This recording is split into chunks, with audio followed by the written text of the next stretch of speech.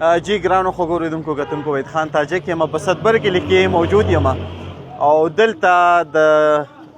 چپلي کبابو د تازه او ښایسته زبردست کبابو یو کړی چې کوم دی نو په صدبر کلي کې په سعید مارکیټ کې چې کوم دی نو هغه جوړ شو ولګېدو نو په دې حوالې سره خبرې اترې کوو دا چې د چا دا ځای دی هغې زموږ سره راسره دي قاري صاحب او ډېره مننه قاري صاحب مبارکي هم درته وایو الله دې وکړي چې اوس د خلکو صحیح معنو کې خدمت هم وشي څه راسره وایي چې څنګه مو دا سوچ وکړو او دا سروسز به څه وخت نه څه وخت پورې وي جزاک الله الله دې تاسو له ژوند درکړي ستاسو په راتګ باندې ډېره ډېره شکریه ګلابه بس ما دلته دا سوچ او فکر کړی و چې یاره په دې علاقه کې رزق دی او رزق پاک شی دی چې په دې خلکو باندې ښایسته رزق وخورو او ټول مؤمنان دي او د الله بندګان دي که نه او بل تاسو زموږ پته ده چې دلته زموږ خپل دغه څنګه دغه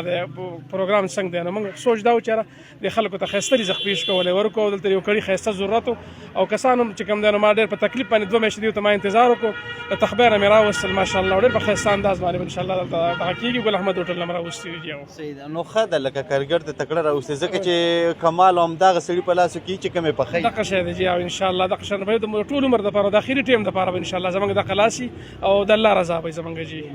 څه وخت کې به دا کار شروع کېږي او څه وخته پورې به وي یاره زموږ جي د الله نه خپل دا امید ده چې سهار انشاءالله د مانځه نه وروسته سړی خپل دغه حل حاصل شروع کوي او د شپې تقریبا د 10 نیمې پورې انشاءالله جي یعنې ټول ورځ انشاءالله جي انشاءالله جي نن افتتاح وشوله افتتاح کې هم ډېر زیات خلک شریک شو نو څه خیال مو دی چې ګنې عوامو توجه شته دې طرف انشاءالله دې طرف ته چې هر څوک به تپوس کوي په دې کې لږ انتظار زموږ نه راغی نو کسانو به ډېر موږ نه تپوسونه کول چې کله به شروع کوئ د هغې د وجې نه به خدای شته کله به کله به دننه وشو ځکه چې د افتتاح ورځ لکه معلومه نه وه اوس الحمدلله معلومه شوه انشاءالله جو دغه ستاسو مخې ته ده ډېره مهرباني اوس دعا به کوو الله تعالی دې کامیاب کړي ډېره مننه دا حاجي صاحب موږ سره دی دی خپله باندې ځای په ځای باندې د هوټلو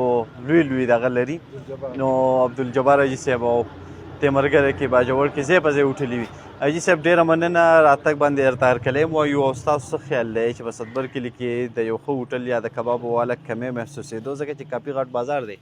بس انشاءالله چې دې خلکو ښه خلک دي او دوی به زما سره په تالاش کې په ډېر اسماعیل خان کې په باجوړ کې هوټلو باندې سټاپ کاوه لکه زما کاني باندې ټولو خوړلي انشاءالله ما ته بهر سړي وایي چې راته دې طرف باندې یو برانک کولاو کړه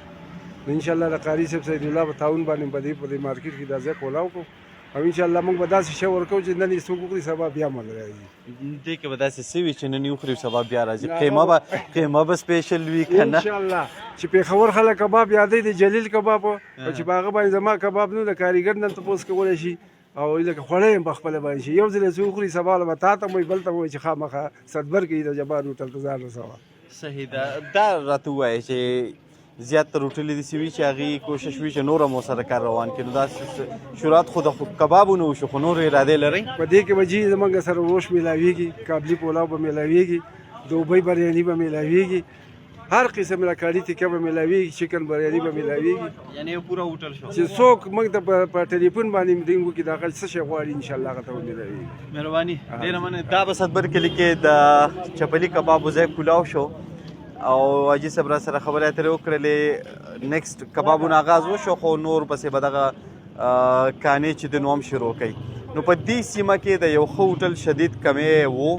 چې د چا به میلمه رالو نو هغه به دا فکر کوو چې کوم ځای ته بوځم چې ښه خوراک پرې وکړم نو زما خیال دی الله دې وکړي چې هغه کمی همدا هوټل پوره کړي او دغه رنګې که میلمه راځي او که کوربه وي خو چې هغه ته په دې ځای باندې ښه خوراکونه میلاویږي دا کیمرامین خالد لطیف سره وحید خان تاجک صدبر کلی جندول